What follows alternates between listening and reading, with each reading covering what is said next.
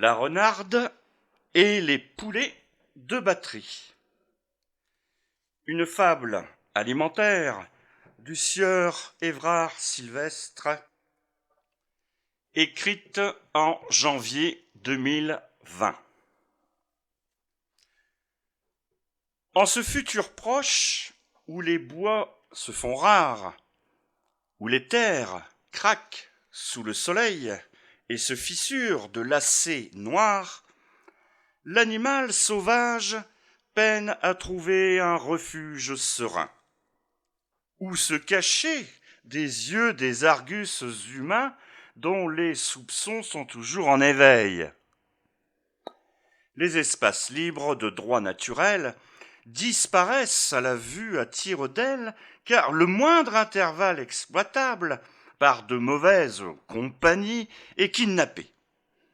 Depuis longtemps déjà, les plantes aux fleurs aimables et les herbes gaies et folles de toute leur beauté ne bordent plus aucun des anciens chemins de promenade d'entre les champs dorénavant électriquement cloisonnés. Toute source de subsistance est mise sous bonne garde depuis le retrait du dernier déluge cataclysmique. Les fermes s'enguirlandèrent de barbelés électroniques sur la cime de hauts murs garnis de miradors robotiques. Les campagnes devenues hostiles ont perdu leur verdure sympathique.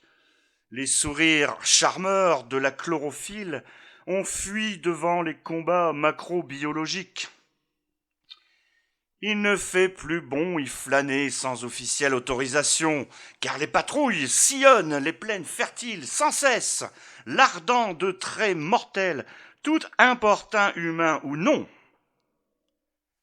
C'est au creux de ce terrible tableau desséché qu'une survivante renarde, en l'espèce, a mis bas avec courage une miraculeuse portée de 3 petits et goguenards filous, décharnés et malingres, mais encore bien roux. Hormis quelques bandes de déplaisants corbeaux, on n'entend plus guère de musical cri d'oiseaux. La joie de vivre, bourgeonnant naguère en cette saison, a abandonné la planète avec un piteux baluchon. Avec elle, nombre d'animaux, comme myriades de migrants, cherchant un continent, le salut en quelque place protégée, ont sombré dans les déserts et les océans bouillonnants. Car la chaleur atroce a surgi tel furtif ennemi, qu'on soit encore sur pied ou de pattes munies, elle ne fait pas de prisonniers, mais des otages qui doivent payer très cher toute denrée et breuvage. Lacs et étangs asséchés et mers trop salées ne procurent plus la moindre goutte d'eau buvable, support de toute existence pour le moins indispensable. C'est donc en toute insécurité qu'on doit s'en procurer, la cherchant dans de profonds puits cachés ou des réservoirs privés aux abords très surveillés. On y prend le risque de croiser des robots sans pitié, capables de projeter très loin des dards empoisonnés sur les sauvages et les voleurs désespérément déshydratés. Drones et androïdes bardés de capteurs et de métal foisonnent où subsiste la moindre ressource vitale. Vous pouvez maintenant imaginer le lugubre paysage, dystopie qui pourrait bien vous rattraper sans embâge. Des champs inaccessibles, des forteresses fermières, d'immenses serres scellées d'acier et de verre, jouxtant des mégalopoles gérées sans altruiste frein, y grouillent milices et caméras volantes en essaim. Quelques arbres biscornus ont survécu miraculeusement, épargnés par une déforestation globale impunément. Dans ce décor de désolation civile et climatique, notre renarde fait évidemment figure de mère héroïque, très éloignée des goupils vicieux des fables anciennes. Mais en sera-t-il autrement? Et où la conduira sa peine? Parviendra-t-elle à prolonger son instinctive résistance? La Maline a élu domicile au creux un angle aveugle oublié des gardiens aux capteurs numériques de surveillance, dénué de tolérance et pas plus doué de pitié. Là, elle a creusé silencieusement, petit à petit, inlassablement pendant la nuit froide, tapis, un terrier si profond que la lumière ne peut arroser. Les griffes des heures chaudes ne peuvent ainsi y pénétrer. Ainsi font les bêtes des déserts depuis des millénaires, ne sortant plus qu'au crépuscule tombant quand le mercure, comme disent les savants, repasse à un niveau supportable dans l'atmosphère. Cet endroit qu'elle a choisi, avec tant de précautions, n'est pas dû au hasard de déambulation. Elle avait flairé de loin en loin cette proximité. Un gigantesque élevage, clos certes, de poulets, par batterie organisée, divisée en centaines de damiers, chaque carré en est peuplé de plusieurs milliers. Elle lui restait à trouver une feinte habile pour subtiliser de quoi nourrir sa petite famille. De plus, en quelques mutantes générations, sa race s'est enrichie d'une nocturne vision, tandis que sa fourrure s'est débarrassée du surplus, jusqu'à ce qu'on vit même des renards nus. Mais ici, la fraîcheur a encore une vie à la lune. En plus des gelées, d'un vent violent et bizarre brume, parfois quelque tornade vient à faire déborder les lits des canaux en béton et des fleuves pollués. En conséquence de quoi, elle aménagea le terrier d'un boyau spécial pour se prévenir de tels dangers. En ce monde pilonné de mortels phénomènes, la vie demande une dose de témérité extrême. Ce soir, la renarde déjouera les étroites sécurités jusqu'à une fente entre les tôles qu'elle a repérées, lui permettant de pénétrer à pas de velours alertes sans éveiller les soupçons des électroniques bêtes. Le crépuscule est bien enfin tombé sur la contrée. Tel un expert militaire des commandos furtifs, Renarde a réussi à s'immiscer dans le garde-manger. L'ombre opaque d'un recoin sous escalier, elle guette avec envie le poulet rêveur et naïf. Depuis sa cachette, elle peut contempler l'immensité aux chairs rosées de tout ce charnier encore debout. Volailles entassées et rangées pour être mieux gavées de farine psychédélique aux coloris bigarrés qui ne semblent pas être du meilleur goût. Elle avance donc la patte vers la première à sa portée. Le tour consiste à ne jamais se faire éclairer par un de ces projecteurs à rayons ultraviolets, censés donner des couleurs à ces énergumènes clonés. Pour la plupart, ils finiront broyés en bâtonnets, découpés en fricassés ou autres industriels mets. Ces produits d'éprouvette ne cessent de s'agiter par mouvements saccadés et hystériques, roulant des yeux globuleux, violacés et sanguins, comme un syndrome mystérieux s'était emparé de leur carcasse tordue aux allures éclectiques.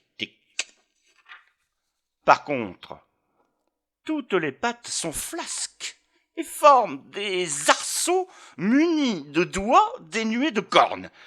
On peut deviner une peau lézardée de vénules bleutées luisant à la lumière, sous de rares plumes comme sur la tête sans crête et au bec déformé, vaguement orangé et fissuré, faute de calcium.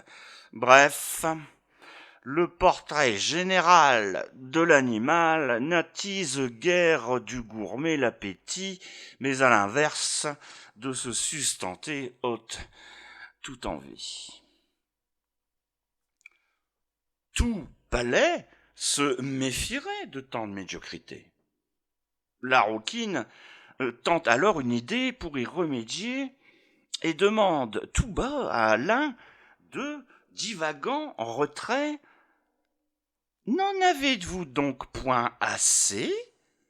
La volaille d'aspect équivoque se retourne aussitôt et lâche un crotte comme on libère un rot. « Qui parle ici en mon carré ?» interrogit celle qui de Renarde n'a jamais vu.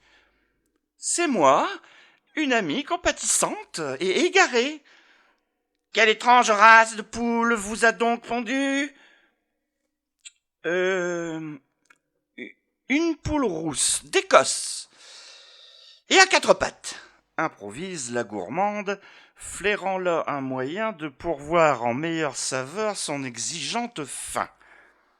Le poulet rondelé s'en étonne à peine. Renarde en profite et très vite enchaîne. Je me promenais de ci de là en mon carré, et sans même y songer, et sans faire exprès, voici que dans le vôtre me suis retrouvé. J'avoue être bien désorienté et choqué par ce que je découvre ici de vos traitements. « Qu'est-ce à dire? Développez, s'il vous plaît » s'enquiert le volatile un peu nerveusement. « Eh bien, je m'étonne des aliments que l'on vous sert. En place d'entrée, de plat principal et de dessert, notre responsable nous offre bien plus de respect, en plus de douces attentions et de vrai confort. N'avez-vous jamais eu l'idée de douter de ce sort? Jamais émis collectivement la moindre plainte? Je n'en suis pas certain. Non, pas la plus petite complainte. Nous sommes depuis toujours habitués comme cela. Point d'autre pitance n'avons eu comme plat. Il existe d'autres nourritures plus savoureuses. Bien sûr, cher collègue, beau et grand poulet, vous êtes le chef de ces pauvres bêtes, assurément. Vous me flattez, mais personne de moi ne dépend. Vous devriez mener la révolte et exiger avec force argument du grain de blé vrai et doré. Vous verrez que sa seule teinte vous rendra tous heureux, ou même du maïs, aux éclats de soleil envoûtants. C'est assurément le plus goûteux des nutriments qui vous libère de tout angoissant sentiment. C'est toute votre allure qui en sera métamorphosée, et on n'aura de cesse de vous plaire et de vous soigner. » À ces mots fortifiants, bouillonne le sang clairé dans les maigres veines raides et alambiquées du corps peu naturel du poulet déglingué. Aussi, son peigne dépenaillé s'en trouve redressé, et ses quelques plumes se font d'ardes hérissons en signe d'imminente et violente rébellion. Alors, tel Spartacus remonté, se trouve vers son carré et se met à hurler en se dressant au-dessus de la mêlée. « Camarades, camarades, pointez ici vos œillades. J'apprends à l'instant qu'on nous exploite honteusement. On nous empoisonne, et pour des fruités marmelades, on nous fait passer des farines de tripes de hareng. Pour de croquantes graines pilées amoureusement, ce ne sont que granulés de déchets broyés provenant d'on ne sait où et mêlés à des colorés composants. Mais regardez-vous donc, compagnons de gésier. L'homme n'a de considération que pour la quantité. Sur 2 ou 4 pattes, nous sommes azopiotés, proutifiés, flatulés, hystéricaillés, empapatouillés. Vous avez dit 4 pattes, vénéré chef de carré? Oui, car il existe ailleurs d'autres espèces en batterie, au sort plus enviable que les nôtres, et mieux nourries. Je le sais, j'ai vu moi-même un de ses occupants. Que je remercie de m'avoir ouvert les yeux au venant. La renarde salue alors du coin de l'œil le fougueux orateur. L'affaire est en bonne voie, pense-t-elle, toute confiante.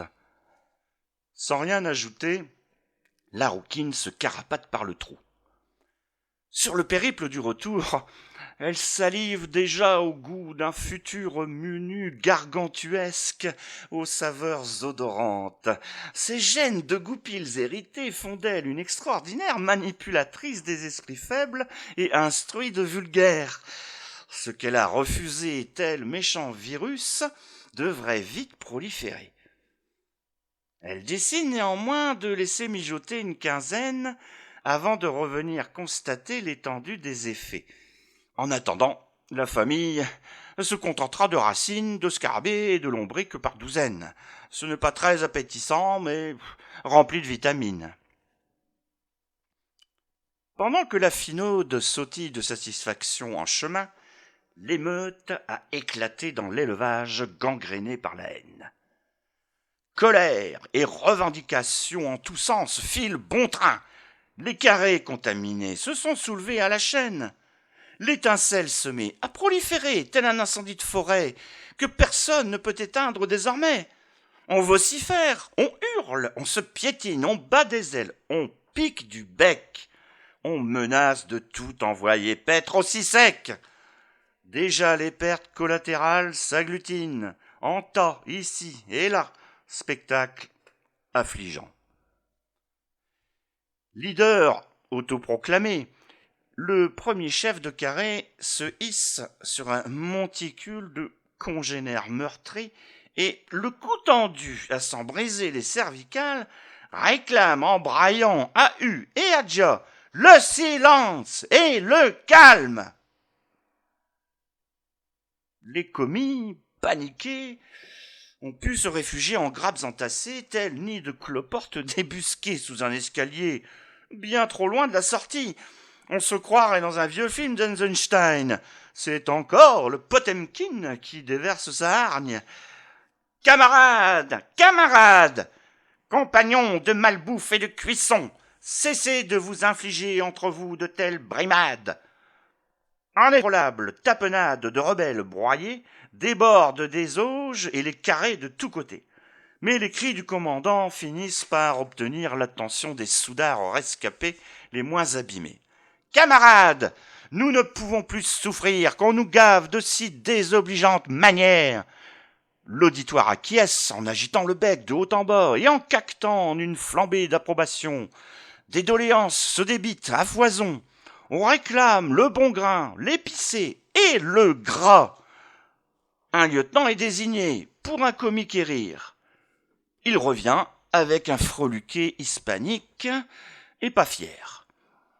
Mon ami, approchez, n'ayez crainte. Point de mal aux petites mains, nous ne voulons.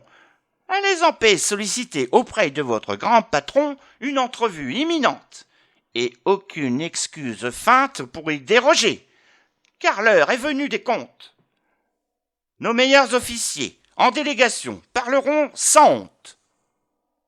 L'employé terrorisé, tel hoplite grec après marathon, court, vole, s'exécute à la seconde, trop heureux d'échapper à la vengeance de ses blonds nuggets sur pied.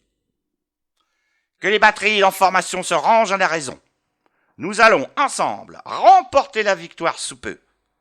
Car c'est tout au profit de cette pingre direction que de soulager nos maux et de mieux nous alimenter. L'immense nappe de poulet se dresse à l'unisson sur ces encourageants arguments de ferme résolution. Le commis réapparaît alors depuis la porte du fond.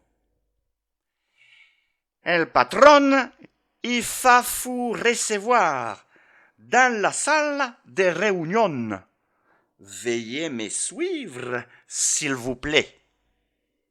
Cette exotique et conviviale invitation redonne aux insurgés encore chauds une lueur d'espoir. On entend battre les cœurs de chaque poulet.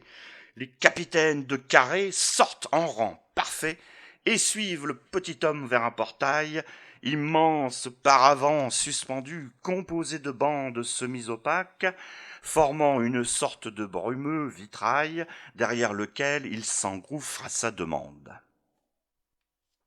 Les heures s'épongent et bouillonnent lentement. La réserve, affamée, épuisée, s'est enfin assoupie. C'est dans cette ambiance pesante et tendue que furtivement, sans bruit saugrenu ou malvenu, les corps empelletés sont emportés par les commis. Puis, la nuit plonge les mutins dans l'obscurité totale, laissant la place aux esprits s'il en est. Un mois s'est écoulé et l'automne s'est déjà installé. La renarde, inquiète par la maigreur de ses chérubins, se dit qu'il est bien temps de les remplumer avant que l'hiver ne sorte ses pièges d'aigrefins. Le soir venu, ayant d'abord l'entrée du terrier avec soin camouflée avec des brindilles enchevêtrées, la mère se met en chemin pour une gentille visite à ses chers voisins, les braves poulets et poulettes. Elle en espère surtout un accueil à ailes ouvertes et cuisses charnues recouvertes de cellulite. Si, comme elle le suppute, la révolte a donné ses fruits, le vrai grain a été obtenu et la chair ragaillardie. Par où ne faut-il pas en passer, se dit la prédatrice. Où sont les mulots, hamsters et lemmings en abondance, lièvres, belettes, écureuils et œufs en pagaille. Triste et immorale époque pour faire bombance. Que de mensonges sans joie pour une maigre volaille. Enfin, courage, composons avec l'homme et ses vices.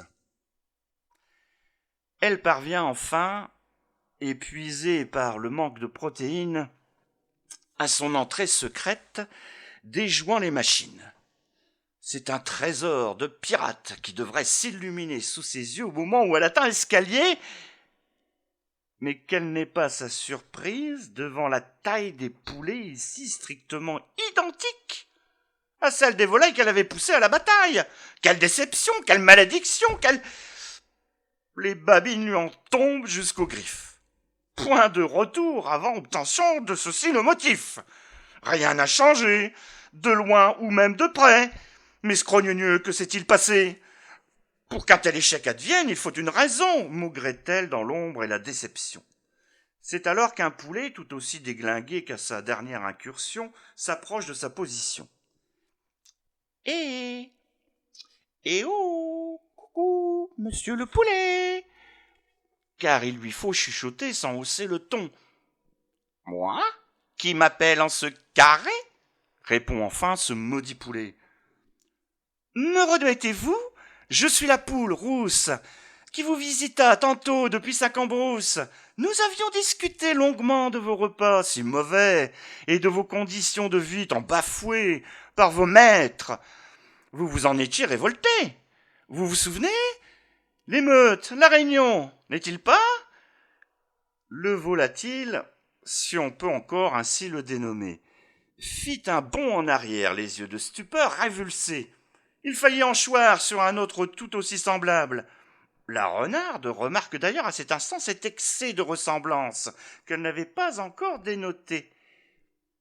En effet, la mutinerie avait généré tant de pertes que le clonage avait cru de façon déraisonnable, car de telles déconvenues ne furent point couvertes par les toujours plus pingres sociétés d'assurance.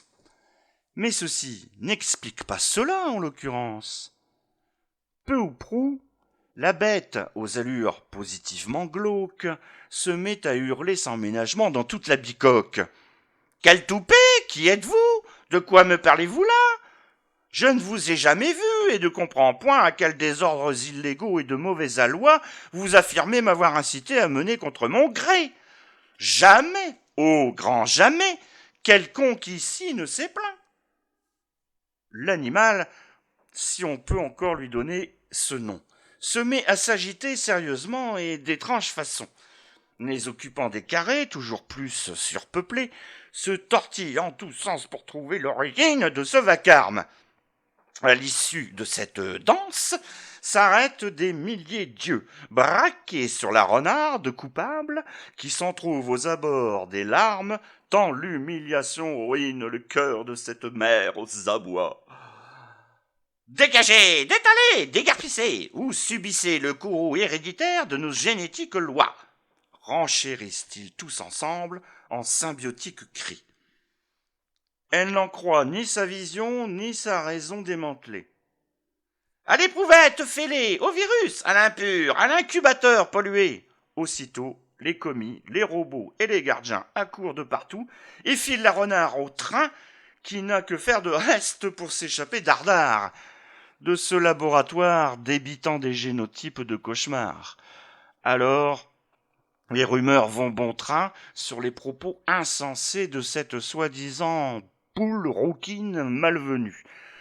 Tout ce qu'elle affirma leur est parfaitement inconnu. « Mauvaise blague, dit l'un d'une étrangère mal née. Une jalouse, dit l'autre. Sabotage de nos doux foyers.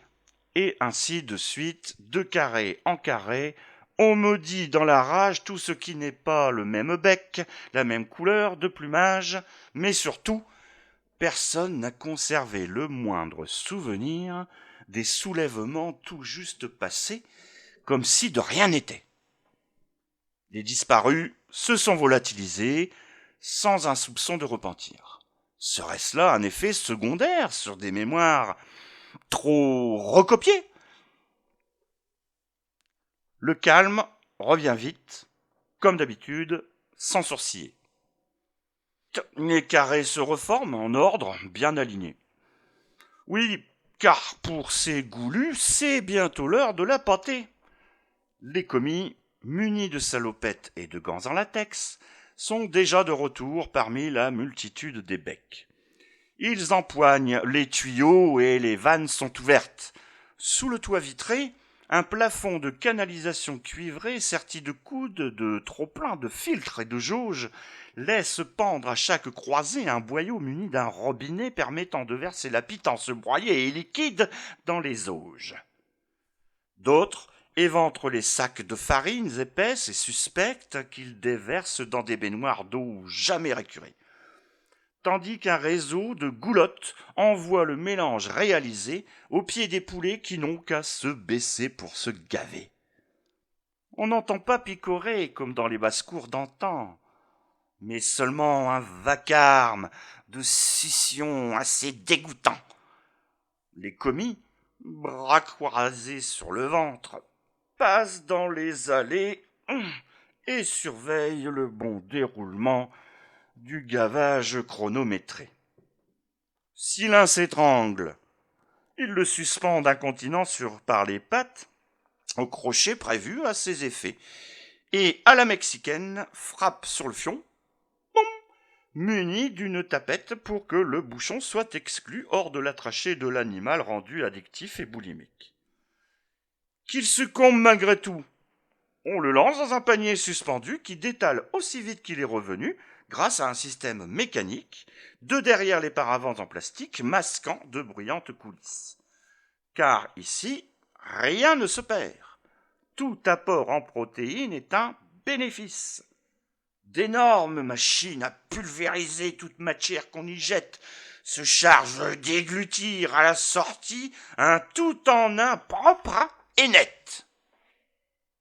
Et c'est en toute discrétion qu'on enlève à l'œil et à la main tout ce qui n'est pas logiquement digérable, tout du moins.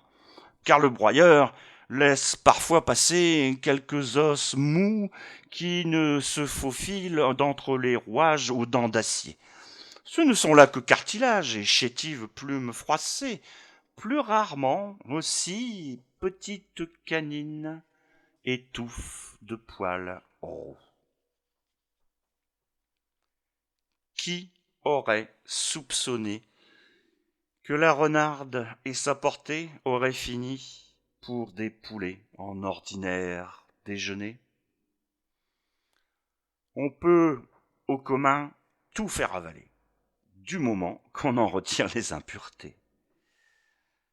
Et le cerveau des peuples s'en trouvera allégé, mais de malins neurones ne sera pas gratifié.